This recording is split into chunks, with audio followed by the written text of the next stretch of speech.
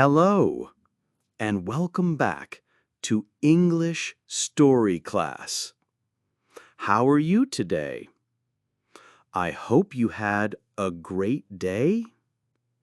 In today's video, we're diving into a powerful and meaningful story that will not only help you practice English, but also touch your heart. Get comfortable, and let's begin the story together. Sometimes the world tells us we are foolish. It tells us to stop, to give up, that our efforts are a waste.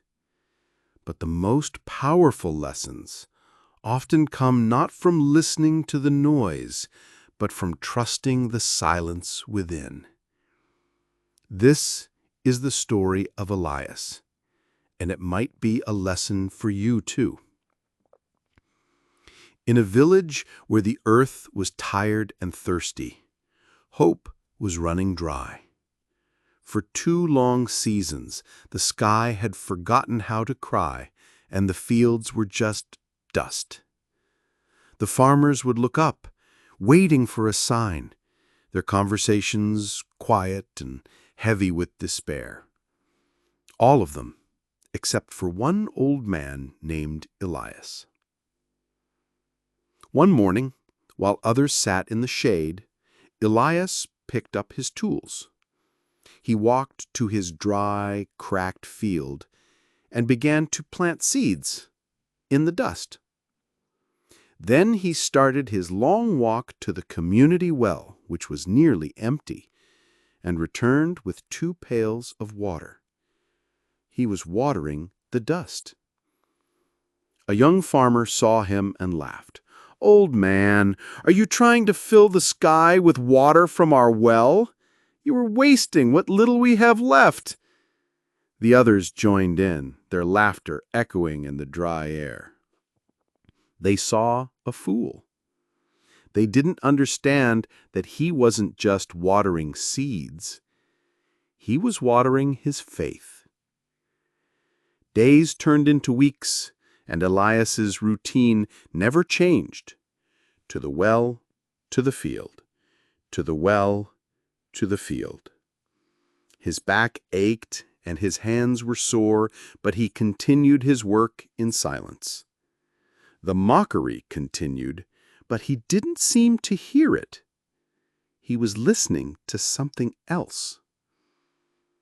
And slowly something began to change. Tiny green shoots, like little prayers, began to push through the hard ground. He was not just waiting for the rain, he was preparing for it. The other villagers saw the small plants and scoffed. "They will burn in the sun," they said. "What a waste of effort." But Elias knew a secret. He knew that life is not a race. It's a garden. You cannot rush it.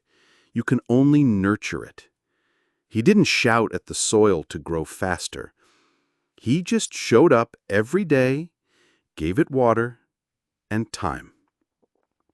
He understood that sometimes the quietest seasons grow the strongest roots. Then one afternoon, the air grew still. The sky began to change from blue to a deep gray, and the wind carried the smell of rain. Hope returned to the village. But when the rain came, it was not a gentle shower. It was a powerful storm. The villagers watched in fear as the torrents of water hit their own dry, unprepared fields. The precious topsoil, loose and unanchored, was washed away, leaving their land broken and barren. But on Elias's field, a miracle was happening. The roots of his young plants, nurtured with such care for weeks, held the soil together like a loving embrace. His field drank the water deeply, soaking it in, becoming stronger. His quiet, patient work was now saving his land. When the storm passed, the difference was clear. The other farms were ruined, but Elias's field was a beautiful island of vibrant green. It was more alive than ever. The villagers came out of their homes and walked to the edge of his land. They were silent, humbled. The man they had mocked was about to have the greatest harvest the village had ever seen. The young farmer who had led the ridicule was the first to speak. "Elias," he said, his voice quiet, "you taught us to see with our hearts, not just our eyes. You taught us to trust the process." Elias simply smiled. He knew that success doesn't come from talk. It comes from quiet, steady work.